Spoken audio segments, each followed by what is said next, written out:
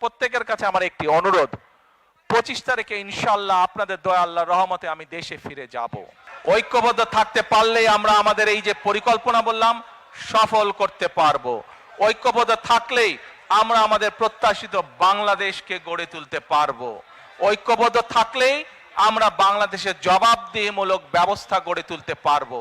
এই ব্রিটেনে যে আপনারা আছেন, এই দেশের জবাবদিহিমূলক ব্যবস্থা আছে বলেই এই দেশের মানুষ তার ন্যায্যতা থেকে বঞ্চিত হয় না।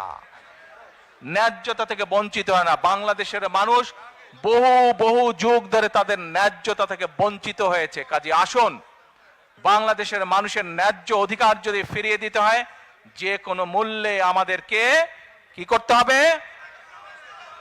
কি করতে হবে? ঐক্যবদ্ধ থাকতে হবে। ঐক্যবদ্ধ না থাকার কোনোই বিকল্প নেই আমাদের। United we stand, divided we fall. কাজে এই কথাটি আমাদের সকলকে মনে রাখতে হবে। প্রিয় ভাই বোনেরা, আপনাদের সাথে আমি 18 বছর ছিলাম। বিভিন্ন সময়ে বিভিন্ন অনুষ্ঠানে অনেক মানুষের সাথে দেখা হয়েছে। আপনাদের সাথে বহু স্মৃতি আমার রয়ে গিয়েছে। আপনাদের সাথে বহু দুঃখ কষ্ট আমি শেয়ার করেছি।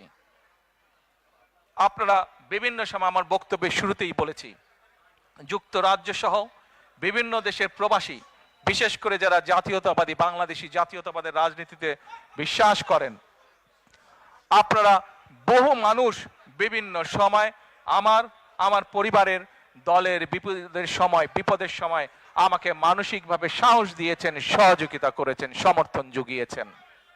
আজকে বিশেষ করে লন্ডনে যারা আছেন, বিশেষ করে তোমরা যারা ইয়াং আছো, ছবি তোলার জন্য পাগল হয়ে যাচ্ছ, প্রত্যেকের কাছে আমার একটি অনুরোধ, 25 তারিখে ইনশাআল্লাহ আপনাদের দয়া আল্লাহর রহমতে আমি দেশে ফিরে যাব।